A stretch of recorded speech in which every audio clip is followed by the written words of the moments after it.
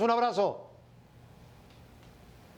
¿Qué tal? Buenas noches, André. Buenas noches a todos. Está Fernando del Ruso, supongo. ¿Qué tal, Javier? Alex, no sé quién está, pero buenas noches a todos. Rafa Márquez Lugo. Rafita Márquez. Oye, Buenas Rafa noches, se va a Rafa, acordar. ¿cómo estás? Javier se va a acordar de ese juego en Miami. Sí. A Pregúntale. ver, Javier, 7-0. Sí, ya lo oí el 3-0. Sí. 7-0 la semana pasada y no pasa nada en el fútbol mexicano. ¿Y ahora qué hacemos, Javier? A ver, yo creo que pasar pasa y pasa mucho, porque llevamos todos esta semana hablando y bueno, ratificaron al profe Osorio y bueno, no lo oí yo específicamente de Guillermo Cantú, pero creo que él presentó su renuncia, no lo sé, ¿eh? Pero sí pasa, André, evidentemente tiempos de crisis generan cambios. Yo creo que el profesor, bueno, es normal, entiende ahora, si no es que él no lo sabía bien, dónde está parado, ¿no? Yo he oído comentarios de ustedes esta semana, los he visto muy acertados en el sentido de que trabajo en selección y selección mexicana es muy complicado y sobre todo cuando vienen mal dadas y sobre todo cuando te pegan una paliza histórica, porque esa es la verdad, ¿no? Entonces, si pedimos la cabeza del entrenador, bueno, en mi caso concreto yo soy juez y parte, soy entrenador y me cuesta mucho hablar de un colega o pedir el trabajo de un colega, ¿no? Los periodistas, los analistas pueden hacerlo, evidentemente, pero yo creo que la continuidad en principio, y además que ya está dada y no hay nada más que hacer, no es mala idea, ¿eh? Evidentemente tendrá el profesor que cambiar algunas cosas y adaptarse a las circunstancias, claro. Javier, te mando un abrazo, tiempo que no hablamos. ¿Es normal, porque veo la Euro, veo la Copa América, veo selecciones por todos lados, que se hagan tantos movimientos de un partido al otro y primero se piensa en el rival? Mira, es muy buena la pregunta, Russo. Fíjate que no es normal en un torneo. Es decir, sí es normal, Fernando lo sabe, ha trabajado en selección, que puedas hacer cambios, estás en tu derecho de hacerlo, incluso te diría más, debes hacerlo porque seleccionas precisamente. Tú tienes una idea de juego y lateral derecho no te gusta Sánchez, lo quitas, traes a Jiménez. No, Jiménez no te gustó, traes a Pérez. Tampoco está Pérez, traes a Rico. Es decir, hasta que Rico ya te satisface, o el juego de Rico, entonces ya llenaste ese hueco, ¿no? En selección te puedes dar ese lujo. Difícilmente en una competencia tan corta. Pero déjame decirte algo, Russo, porque se habla también mucho de que el profe, su estilo, ya lo sabíamos. Mentira. En un equipo de fútbol difícilmente el profesor Osorio y cualquiera de nosotros que hemos sido técnicos, tienes 25 jugadores del mismo nivel. Difícilmente. Ajá. Es decir, en tu equipo, el profesor Osorio hacía rotaciones. No es cierto, revisa la historia en Chicago, donde trabajó el profe, pues no hacía rotaciones, lo vino a hacer aquí porque es selección y me parece muy válido, insisto, en su derecho. Lo que es un poco riesgoso y al final lo fue, que lo hagan de un partido a otro en una competencia en la que el equipo mexicano se había ilusionado mucho, o nos había ilusionado, me incluyo, el primer partido con Uruguay.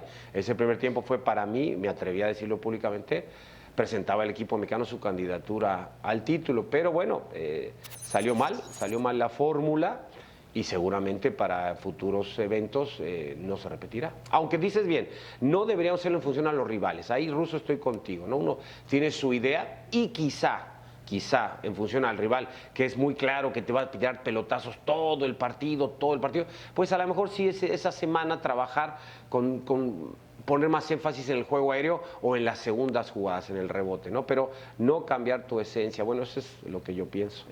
Javier, estás muy al pendiente de lo que pasa en tu país luego del 7-0 y el debate está abierto en la calle, en el supermercado, en el cine, con el taxista, con todo mundo. El fanático está indignado después del 7-0 y hay quienes dicen, Osorio, que se vaya. Y hay quienes dicen, los jugadores no tienen vergüenza. ¿De quién es la culpa, Javier? Bueno, esto no es de una sola persona, evidentemente, ¿no?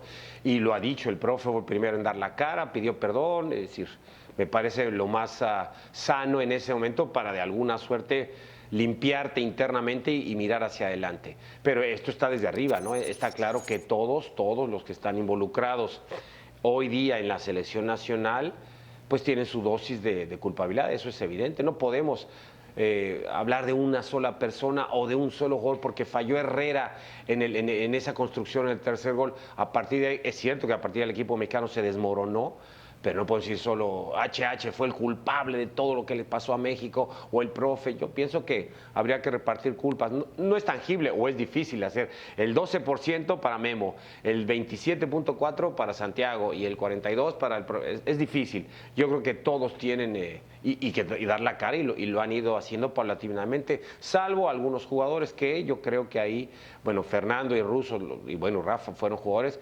Nosotros con ese orgullo y esa dignidad pues intentamos siempre como jugadores dar la cara por nosotros y por nuestro entrenador. Javier, te saluda Alex Blanco.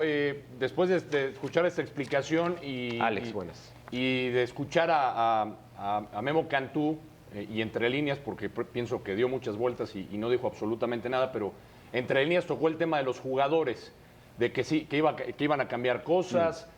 Hay jugadores cuando van a la selección, a ti te tocó, se consiente demasiado al jugador mexicano, se le arropa, se le mima demasiado, o qué hay que hacer con el jugador, se le protege.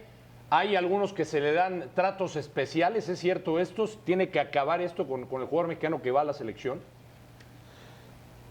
Yo te puedo, Alex, hablar de mi experiencia. En ambos casos fueron cortas experiencias, 13 meses la primera vez y otros 12, 13, 14 la segunda vez. Sí tienes que poner un reglamento interno. Eso lo tienes que hacer, si no por escrito, cara a cara, ¿no? Yo recuerdo cuando fui a selección la primera vez, había mucha facilidad, mucho contacto con una empresa, con Televisa concretamente, y de repente había como costumbres de llevarse a jugadores a noticieros o a eventos, cosas que no estaba yo de acuerdo, evidentemente, y lo quitamos, ¿no? En ese momento, en ambos casos de la selección, fui 100% apoyado por los responsables porque estábamos con el agua al cuello, con lo cual ahí había que tirar todos para adelante y salió bien, fuimos al Mundial y ya está. La segunda etapa, recuerdo bien, lo elaboramos con Néstor de la Torre. Yo traía ya 7 años de haber trabajado en España, tenía unas ideas. Néstor es un tipo muy organizado, muy en ese sentido, muy en esta línea de que nos gusta la disciplina. También la primera etapa del primer Mundial me tocó con Ricardo Peláez, otra persona con la que empatas en ideas en cuanto a disciplina, en cuanto a horarios. Y nos encontramos esta segunda ocasión que había jugadores que les mandabas el vuelo que tú pretendías de su país para acá y se iban a otra parte. Se tomaban un día más, argumentaban, pretextaban que perdieron el vuelo y buscaban enlaces y descubrías que de repente se quedan un día más en un sitio, en un lugar, para hacer una publicidad. Entonces, estas cosas están en relación directa a la autoridad que tenga el entrenador y al apoyo que tenga de los directivos o del secretario técnico, de la dirección deportiva, yo qué sé. Porque yo fui jugador y si te dan la mano, pues vas tomando, vas viendo hasta dónde llegas, ¿no? Entonces, dentro del campo también y fuera del mismo, pues debe haber unos parámetros, debe haber unos límites. No lo sé en este caso, porque estoy fuera de la selección hace ya 6 años, qué ha pasado, pero sí te puedo decir, con orgullo además, que el único evento que tuvimos desagradable en 14 meses fue en Alemania, previo a ir a Sudáfrica, porque yo les autoricé después de cenar que se quedaran en una habitación a beber unas cuantas cervezas que me pidieron los 3 capitanes, Torrado, Márquez y Blanco. Y yo di la cara ante Néstor y ante la opinión pública. Bueno, pero es agua pasada. Hoy día sí soy un convencido que el jugador, no solo el mexicano Alejandro Blanco, no solo, en España también sucede, en Francia sucede, a Griezmann, un día estando en la concentración francesa, lo agarraron en París con otro amigo. Entonces, esas cosas, el jugador te pide permisos, voy aquí, voy a la farmacia, lo que sea, y de repente, pues sí, o nada más tengo una entrevista, viene mi agente, o voy a hacer alguna publicidad corta, o cortas por lo sano y todos parejos, o paulatinamente vas perdiendo autoridad. Finalmente, Javier, y enviándote un fuerte abrazo y esperando que estés disfrutando tus vacaciones antes de regresar a tu club, te preguntamos abiertamente, tienes toda la autoridad para darle un consejo a Juan Carlos Osorio. Se le vino la noche, ya fue ratificado. ¿Qué le dice Javier Aguirre a Juan Carlos Osorio después de esta humillante derrota de 7-0?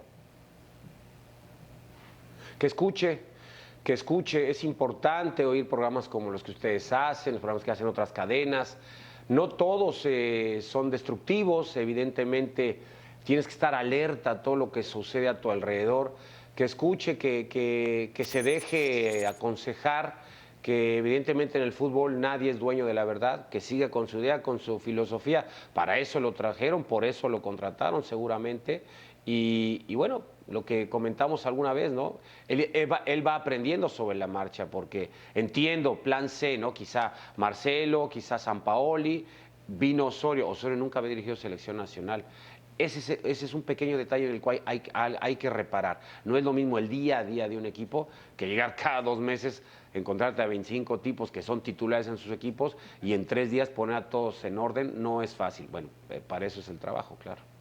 Javier, todos te mandamos un fuerte abrazo, estamos en contacto. Saludos, Vasco. Igualmente, muchas gracias. Un saludo a todos, Fernando. Un abrazo, Russo. Javier Aguirre, en exclusiva en la última palabra, sus primeras declaraciones aquí en Fox Sports después del 7-0. Volvemos.